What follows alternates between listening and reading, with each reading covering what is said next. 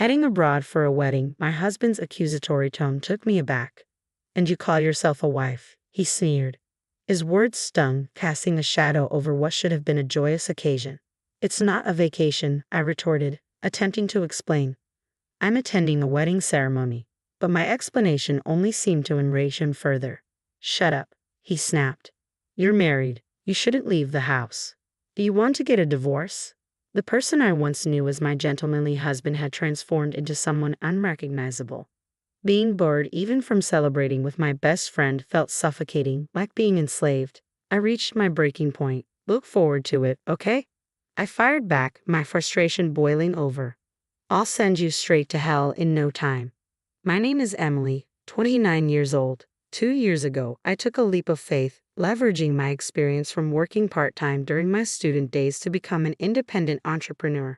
Despite the initial struggles of starting my online boutique, my boyfriend Nick's unwavering support kept me going. He believed in my dreams, even when I doubted myself. You'll be fine, he'd reassure me with a smile. Even if things are hard now, there will surely come a time when you'll succeed. Nick's encouragement became my lifeline, propelling me forward through every setback. I want to support you, Emily, he'd say, his faith in me unwavering. Let's try a little harder together. With Nick by my side, I found the strength to persevere. So, despite the challenges, I made the decision to continue running my shop, knowing that with Nick's support, anything was possible. I fully utilized social media networks, SNS, to market my business in the gaming niche, which resulted in a significant boost in online exposure. Thanks to this strategy, I witnessed a remarkable increase in the number of customers. My target demographic spans a wide age range, ensuring a large user base for my business. Since everything operates online, I'm spared the costs of rent and labor. This setup allows me to manage my business seamlessly alongside household chores without feeling overwhelmed. With stability achieved, I now enjoy a decent income. However, amidst the success, one thing troubles me deeply: my husband's growing indifference towards me. As my business flourished, his words and actions turned colder by the day. I trace the beginning of this rift back to a seemingly inconsequential incident a few months ago. Upon reaching my sales target for the previous month, I was elated. I rushed to share the news with my husband, Nick, who had just returned from work. Nick, listen, I began excitedly. What's the rush? You seem worked up, he replied. I did it. I hit my sales target for last month.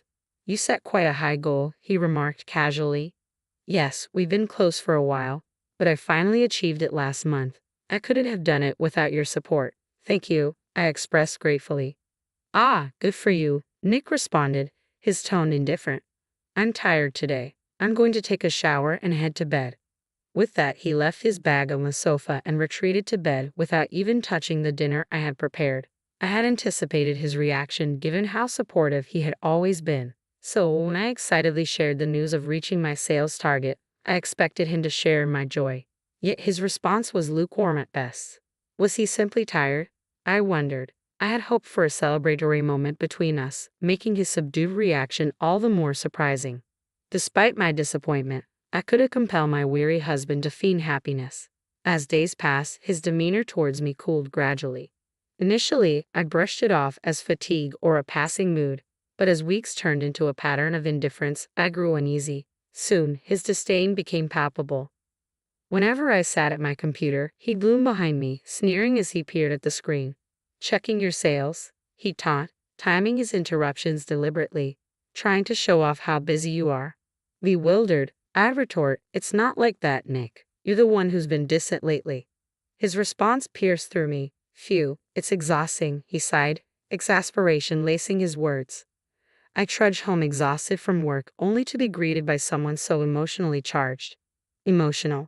Why do you always speak like that? I lament, hoping to share some good news. I've been trying hard, and you've always supported me. That's what pisses me off about you, he retorts sharply. I couldn't care less about your sales. Try improving your housekeeping skills a bit instead of getting excited about such things. His words sting, and I try to reason. There's no need to talk like that. But he's relentless. Quit showing off how busy you are with work.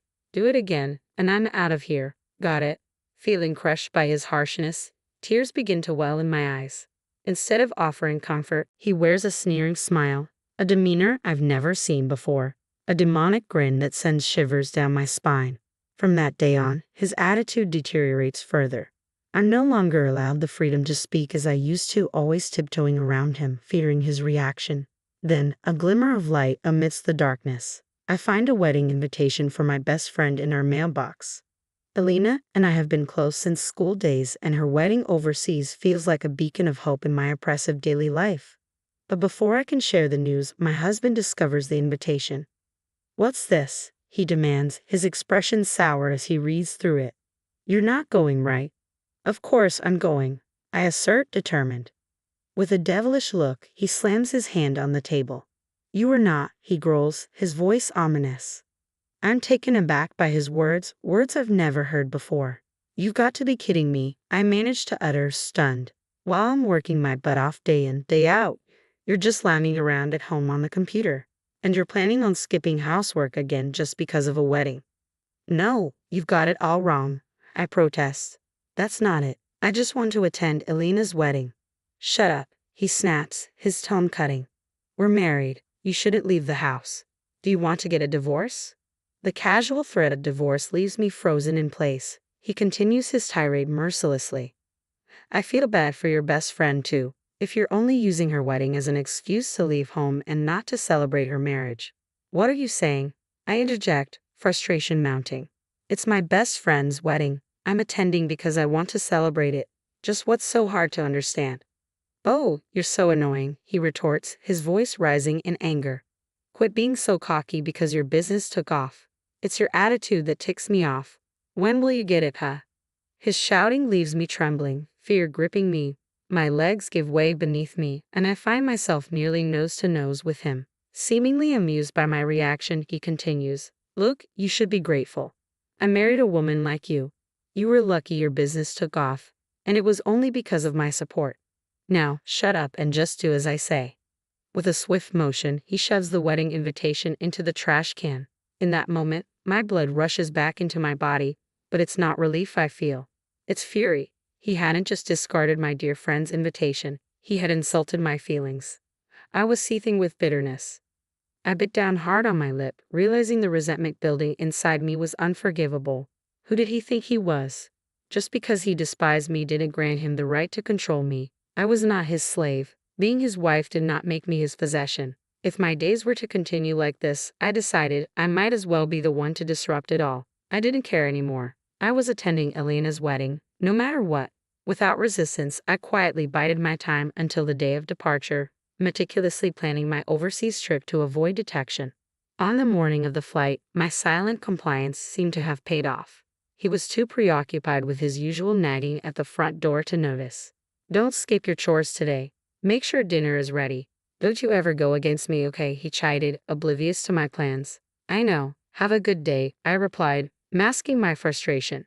"Phew, you've got it easy, don't you? You get to lounge around at home every day. I wish we could switch places." "Yeah, I was the one who pushed you to have your own line," he retorted. "I wish you were more grateful. Maybe I'll cut back my contribution to the household expenses from next month. It doesn't make sense for me to be the only one struggling." With every muttered grievance, my resolve hardened. Suppressing the urge to argue, I waited until he was out of sight. As soon as he left, I sprang into action. Grabbing the suitcase I had prepared, I called a cab and headed straight for the airport, leaving behind the suffocating confines of home. Upon arrival, Elena greeted me with open arms, but as I reached for my phone, it rang, displaying my husband's name. He must have realized I was gone, and his voice exploded with fury as soon as I answered. "Hey Emily, where are you?" he barked. "Without even having dinner ready?" "I'm at Elena's wedding," I replied firmly. "What wedding?" he sneered. "I told you not to go. You broke your promise," he accuses, his voice sharp with anger. "I never said I wouldn't go. I also don't remember making such a promise," I retort calmly. "Don't mess with me. I've disciplined you over and over not to leave home. You're my wife, after all," he asserts. "Disciplined? What are you talking about? That's just you forcing me to put up with your selfish expectations," I counter, my defiance evident. Perhaps angered by my refusal to yield, he explodes. "That's it. We're getting a divorce. Look, if you don't want that, come back home now. Got it?" Without waiting for my response, he abruptly ends the call. But his ultimatum doesn't sway me. My mind is already made up. After my best friend's wedding, I spend a day sightseeing before returning home. I plan to have a talk with my husband, but he's nowhere to be found. Instead, I find divorce papers on the table, already signed. And that's not all. My work computer lies in ruins, smashed to pieces. It's a deliberate statement, a final act of retaliation. But there's no love left between us. I signed the divorce papers without hesitation, packing my things into my suitcase once again. With the papers in hand, I head to my parents' house.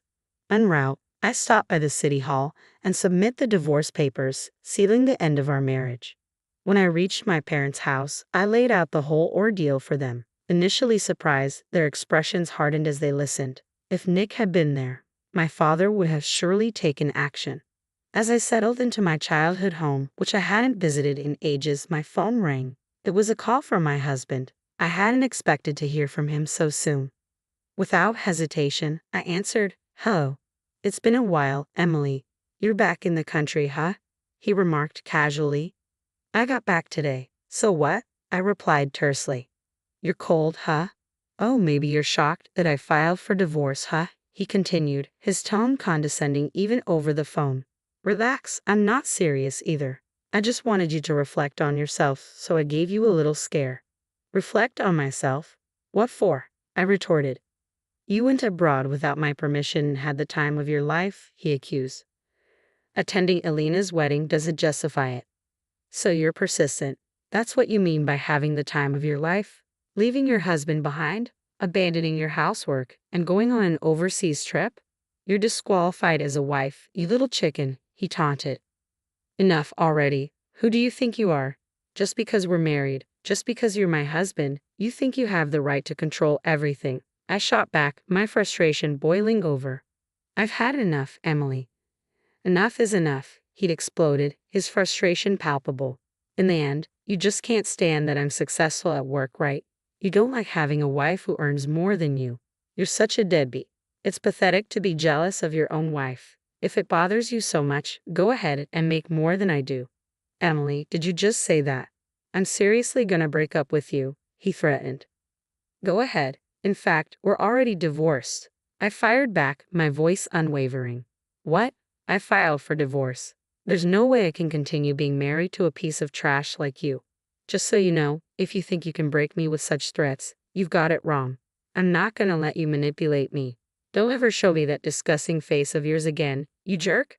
He fell silent, evidently shocked by my harsh words. I seized the opportunity to end the call with a firm goodbye before hanging up. Afterwards, I hired a lawyer and billed him for the desktop he destroyed. Moreover, the text and voicemail messages came in handy. His attempts to control my actions and his constant verbal abuse were proven, allowing me to collect damages. As a result, his savings dwindled, and he was left in debt. His parents refused to help him, saying it was his own doing, and he ended up having to borrow money from loan sharks. Now, he's stuck in a vicious cycle of borrowing to pay off debt, wandering in his own hell. He was never a high flyer, and I heard that he made mistake after mistake at work, eventually being sidelined. On the other hand, I've been living at my parents' home since the divorce.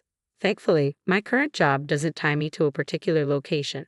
I can continue my peaceful life at home, and my parents are happy to have me stay with them. This lifestyle will likely continue for a while. Marriage isn't the only way to happiness. The most important thing is to have a family that cares for you. I've come to realize this once again.